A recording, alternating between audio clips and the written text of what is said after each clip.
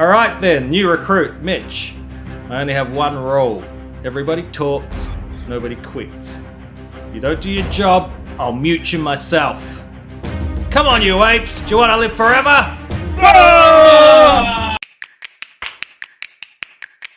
Hello and welcome to the Superpower Dare Die team. I'm Peter. I'm Mitch. And I'm Rick, and today we're reviewing the 1997 film Starship Troopers. Johnny Rico completes his graduation and joins the mobile infantry to serve the nation.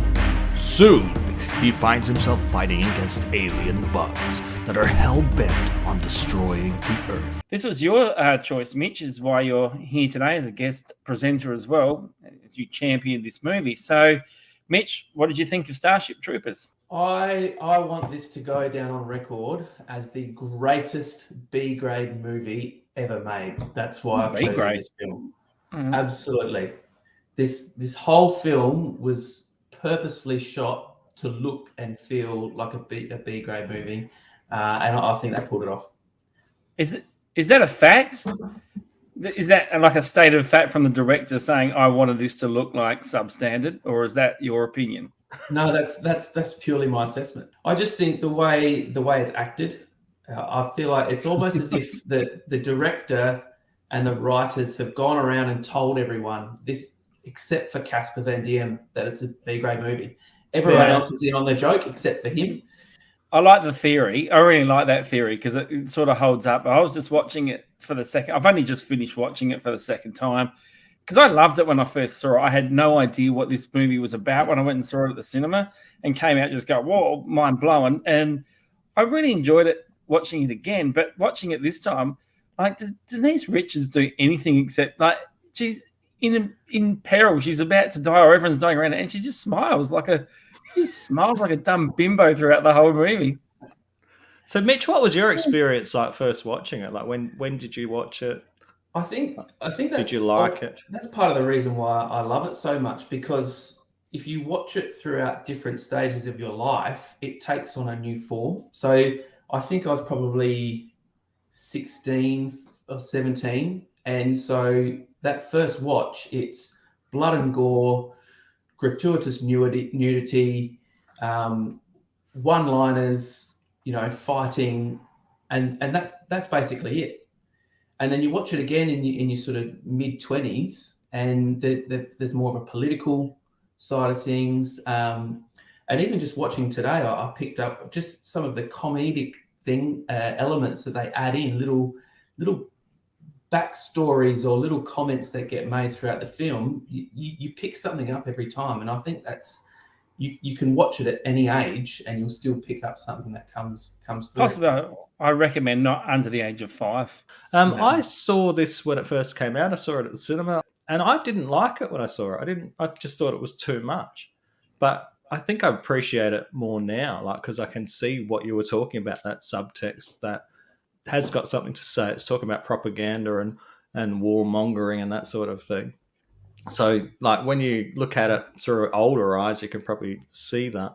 But I just thought it was just an over-the-top gore fest when I first saw it. And I think it's shot that way to pull in those fans. You're pulling in those people who just want to see shooting and blood and guts and that sort of thing. But if you're willing to go a bit deeper and look more into it, I also love that there's so many layers, and they've almost pulled in every single cliche that they could from any sort of B-grade movie. You've got the sports game, they win. With the somersaulting in the air and flipping around. You've got the prom at the end, the big dance. You've got, spaceships and they're all like playing teenagers, and they're all probably early 30s or late 20s at the least.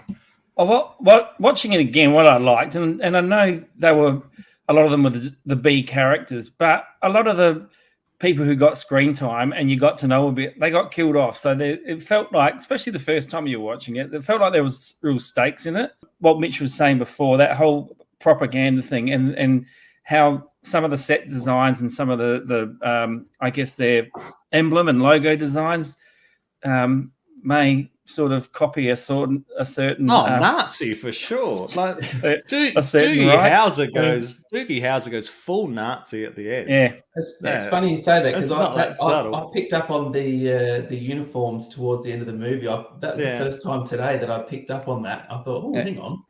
There's some particularly bad dying scenes in this movie. I think that's where the B grade element comes in. They've shot it where Diz dies and she's in Johnny's arms and I got to have you, Johnny. That for me, like you can't fake that B gradeness. Like that's shot that way. They've done that on purpose. I just put that down to they just can't act, and it came across. Yeah, but that's the beauty of it. They really can't. I think Mitch has got a point with the lines, like there. But even there was that awkwardness. So there's that whole the love triangle thing. So like Johnny's told, what's her name, Carmen, I love you, and she just kind of Denise Richards does her smile. I was like, oh. And she's not saying it back, and then what's her name, redhead? You know, they finally get together, and she's going, oh, I love you, Johnny, and he's just kind of whatever. Yeah, he's still in love with Denise. Denise is. But they're always just going to be 40-year-old captain that is going after a high schooler. But no, the three of them are always going to be best friends because they promised that at the start. Whatever happens, we'll always be friends. I think that was the first thing. I think that was the first thing that I saw Neil Patrick Harris in after Doogie Howser. Yeah, I think so. I think he just disappeared and then comes up with this. I mean, now he's had How I Met Your Mother and he's popped up in lots of things now, but I grew up with him on Doogie Howser and then I see him as like a Nazi bug hunter all these years later. Well, I think that's another point from this film is that there are actually so many actors that were either big actors or went on to do a lot of other good quality films. When you watch it now, you see, oh, hang on. So there's Neil Patrick Harris as Denise Richards. The drill sergeant, Zim, he's gone on to do a lot of things. Was that Michael Ironside or Clancy Brown? No, Clancy Brown. That's Clancy Brown was the drill sergeant. Yeah, Michael Ironside's in it. I mean, he's been in so many. Dean Norris from Breaking Bad. He pops up in there. What about Blanche Dupree or whatever it is from Golden Girls? She had a bit of a cameo in it and went on to do bigger and better things. I think she's left the mortal coil. So a lot of them went to do bigger and better things, except for possibly Casper. And that's why I stick with my theory that everyone else was in on the joke except for him. Can you imagine, like at break time, and everyone's sort of around their lunch table, we're all laughing, and Casper walks up. What's the big joke? Oh, nothing. I liked Casper's parents too. Were just. I reckon that now your theory's starting to warm to me now, because no one could play parents that badly except for those two. So, if you don't quit the army, I'm going to disinherit you. I'm going to, you're cut off. You're cut off. You hear me? Cut off. They got Casper, cut off. Why do you have to do this? And then that really cringeworthy scene before he knew they were going to die when he's having I'm coming back home. I love you, son. Oh, what's that? It's getting dark all of a sudden. And the message you were talking earlier before, like we started, Rick, about the message being that maybe that the bugs aren't so bad and it was the humans that invaded them. So they weren't coming to attack us, they only retaliated. Protecting themselves. There's a bit of a social commentary there, I think. The whole citizen versus civilian thing, that there's a lot more in the film when you start to look for it. In the shower scene when they're trying to work out why everyone's there, and the redhead girl says, well, she wants to have a baby, and to get a license for a baby, you need to be you need to do a tour. You need to be a citizen. If you want to go into politics, you need to be a citizen. So there's all these other layers that are sort of woven in, and that's why that's the thing that for me tells me why it's a B grade movie, because there's actually so much story in it and there's so many layers.